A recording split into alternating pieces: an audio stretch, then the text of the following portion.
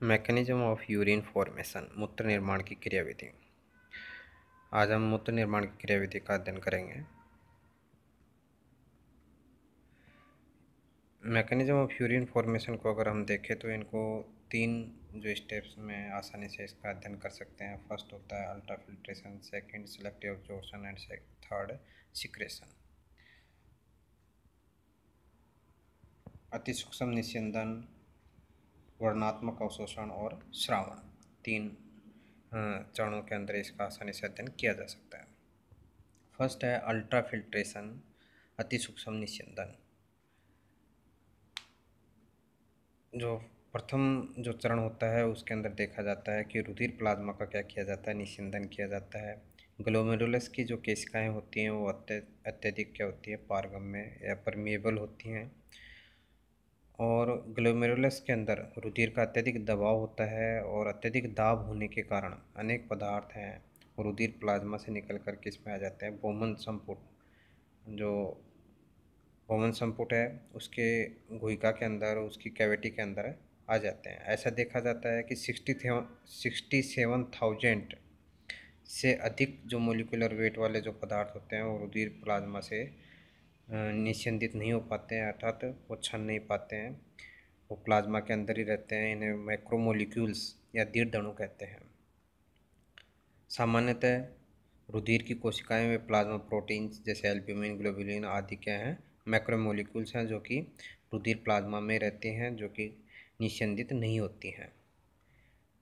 रुधिर में उपस्थित शेष अणु माइक्रोमोलिक्यूल्स कहलाते हैं, जिसका मोलिकुलर वेट 67,000 से कम होता है।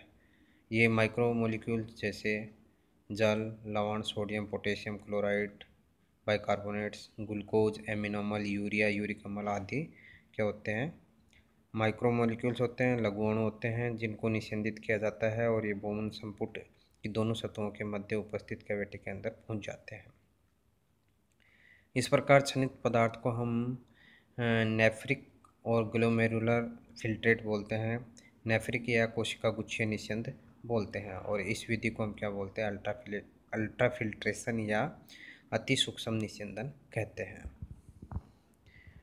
लुडविंग के अनुसार जो ग्लोमेरुलर फिल्ट्रेशन की क्रिया है ये रुधिर दबाव की वजह से होती है और ग्लोमेरुलस में उपस्थित जो रुधिर दाब है वो ऑनकोटिक दाब जिसे हम कह सकते हैं कि रुधिर में उपस्थित प्रोटीन के द्वारा जो दाब उत्पन्न होता है उसको हम ऑनकोटिक दाब बोलते हैं। इसके अलावा वृक्कीय दाब, रीनल प्रेशर, बोमन संपुट एवं नलिकाओं की गुहिका में उपस्थित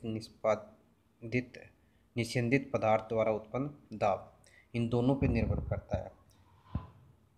तो इस तरीके से हम देख सकते हैं कि जो ग्लोमेरुलर फिल्ट्रेशन रेट है, GFR है, वो किस किस पे निर्भर कर रही है, glomerular capillary pressure, OP oncotic pressure and renal pressure.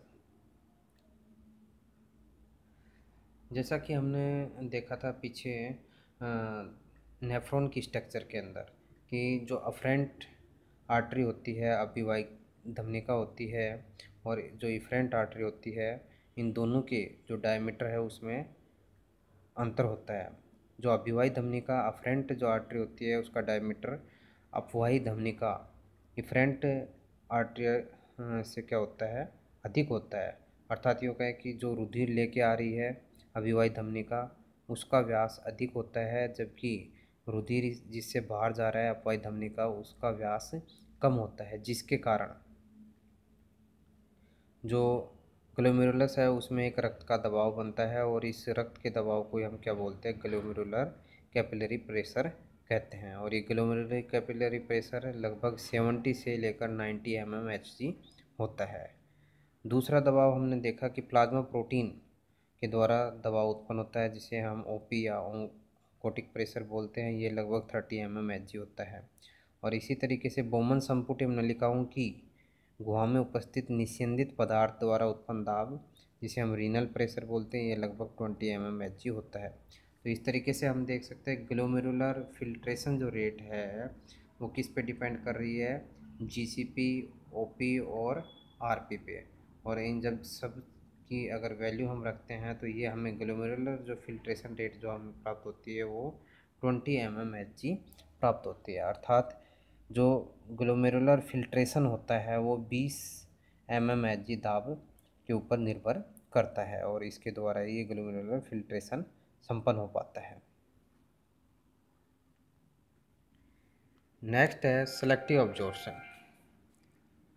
जैसा कि हमने देखा कि अल्ट्रा फिल्ट्रेशन होता है, उसके द्वारा रुधिर से बहुत सारे जो रुधिर से हम देखेंगे कि अपशिष्ट पदार्थों के अतिरिक्त अन्य लाभदायक पदार्थ जैसे ग्लूकोज, एमिनो अम्ल और अनेक लवण भी हमारे ग्लोमेरुलर फिल्ट्रेट है उसके अंदर आ जाते हैं, जिनमें से हम देखेंगे अपशिष्ट पदार्थों के साथ साथ जो आवश्यक पदार्थ हैं इनको शरीर से बाहर निकाला नहीं जा सकता इस रूप में, और इनको अवशोषित करना अत्यंत आवश्यक होता है।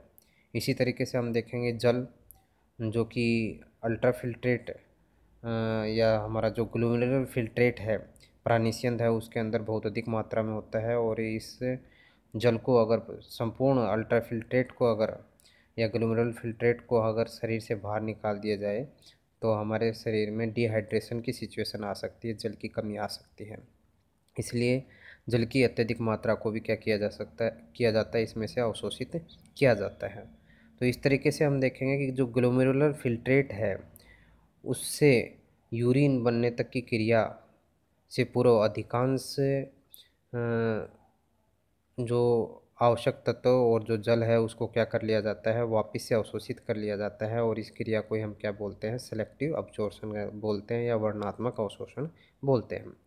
देखा जाता है कि ग्लोमेरुलर फिल्ट्रेट से लगभग 99% भाग है ये पुनः अवशोषित हो जाता है, सिर्फ 1% भाग ही यूरिन के रूप में बाहर निकाला जाता है। जैसा कि हम देख सकते हैं कि जो अल्ट्रा फिल्ट्रेट है या ग्लोमेरुलर फिल्ट्रेट है वो 150 से लेकर के 170 लीटर होता है, जबकि हम जानते हैं कि 24 आवर्स के अंदर जो 150 से लेकर 170 लीटर जो ग्लोमेरुलर फिल्ट्रेट बना है उससे की तुलना में सिर्फ 1 से लेकर 1.5 लीटर ही यूरिन क्या किया जाता है 24 घंटे के अंदर त्यागा जाता है, अर्थात अधिकांश जो मात्रा है वो क्या कर ली जाती है, पुनः अवशोषित कर ली जाती है। अब हम देखेंगे कि अलग अलग भाग के अंदर किस तरीके से सेलेक्टिव रीअब्जॉर्प्शन होता है। जैसा कि जब हम वर्णनात्मक अवशोषण की बात करते हैं तो सबसे पहले हम देखते हैं पीसीटी की बात करते हैं कि प्रॉक्सिमल कॉन्वोल्यूटेड ट्यूब्यूल है उसके अंदर किस प्रकार से वर्णनात्मक अवशोषण होता है। सबसे अधिक वर्णनात्मक अवशोषण समीपस्थ कुंडलित नलिका में होता है। लगभग जो ग्लोमेरुलर फिल्ट्रेट है उसका 65% पार्ट कहाँ अवशोषित कर लिया जाता है, पीसीटी के अंदर ही अवशोषित कर लिया जाता है।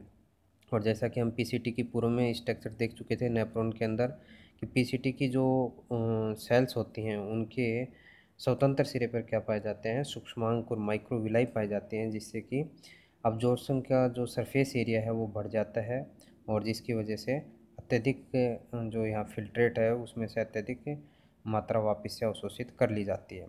साथ ही इन कोशिकाओं के अंदर माइटोकॉन्ड्रिया भी उपस्थित रहती है जो कि एटीपी का निर्माण करती है और ये एटीपी अवशोषण के लिए आवश्यक ऊर्जा प्रदान करती है।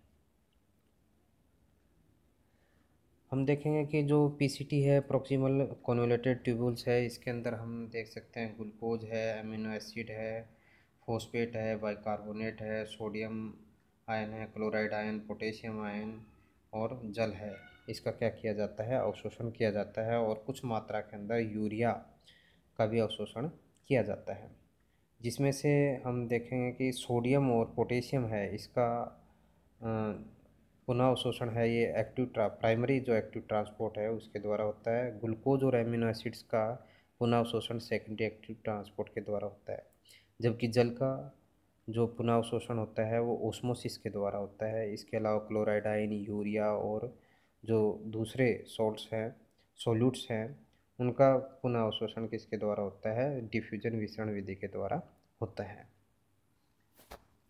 अगला जो पार्ट है वो है हमारा हेनले लूप। हेनले लूप के अंदर अगर रीअब्जॉर्प्शन की बात करें तो इसके अंदर हम देखेंगे कि दो पार्ट होते हैं, एक डिसेंडिंग लूप और दूसरी असेंडिंग लूप। जो डिसेंडिंग लूप है इसके अंदर सबसे अधिक मात्रा में किसका अवशोषण होता है, वाटर का रीअब्जॉर्प्शन होता है, जल का पुनः अवशोषण होता है। और इस प्रकार से हम देखेंगे कि यहाँ पर जो फिल्ट्रेट होता है वो कैसा हो जाता है, हाइपरटोनिक हो जाता है। जो असेंडिंग लिम्ब है उसके अंदर हम देख सकते हैं, असेंडिंग लिम्ब है ये वाटर के लिए इम्परमेबल होती है, जल के लिए अपारगम्य होती है। इसके अलावा इसमें sodium chloride, potassium, magnesium, calcium आदि आयनों का क्या होता है, अवशोषण होता है। और इस प्रकार से यहाँ पे जो फिल्ट्रेट होगा वो कैसा हो जाएगा, हाइपोटोनिक हो जाता है ब्लड प्लाज्मा के कंपैरिजन में। नेक्स्ट है डिस्टल कॉन्वोल्यूटेड ट्यूब्यूल्स के अंदर रीअब्जॉर्प्शन। डीसीटी के अंदर पुनः अवशोषण किस प्रकार से होता है, तो हम देखेंगे कि डीसीटी में अधिकांश जल का अवशोषण होता है। और जो जल का अवशोषण होता है वो एडीएच हार्मोन जो कि एड्रिनल ग्लैंड के द्वारा सीक्रेट होता है, इसके उत्प्रेरण से ही जल का क्या किया जाता है, अवशोषण किया जाता है। इसके अलावा इसमें कुछ ion sodium chloride, potassium, hydrogen और बाइकार्बोनेट आयंस का भी अवशोषण होता है, जिसमें से सोडियम आयन का अवशोषण एल्डोस्टेरोन के द्वारा, एल्डोस्टेरोन जो हार्मोन है उसके द्वारा किया जाता है। लास्ट हम देखेंगे जो नेफ्रॉन का पार्ट है वो है कलेक्टिंग ट्यूब्यूल्स। कलेक्टिंग ट्यूब्यूल्स के अंदर भी हम देखेंगे अधिकांश मात्रा में किसका अवशोषण किया जाता है, वाटर का जो पुनः अवशोषण किया जाता है। इसके अलावा कुछ मात्रा में आयंस हैं उनका भी अवशोषण किया जाता है। और यहाँ पर भी सोडियम का अवशोषण किसके माध्यम से किया जाता है, एल्डोस्टेरोन के माध्यम से किया जाता है। और इस प्रकार से हम देखेंगे कि यहाँ जो कलेक्टिंग डक्ट है वहाँ तक आते आते अधिकांश मात्रा में पुनः अवशोषण की क्रिया हो चुकी है। और यहाँ पे जो अब जो फिल्ट्रेट है उस फिल्ट्रेट को जो ग्लोमेरुलर फिल्ट्रेट था उसको अब हम क्या कहेंगे, यूरिन कहेंगे। और इस प्रकार से यहाँ पे यूरिन का क्या हो जाता है, निर्माण हो जाता है।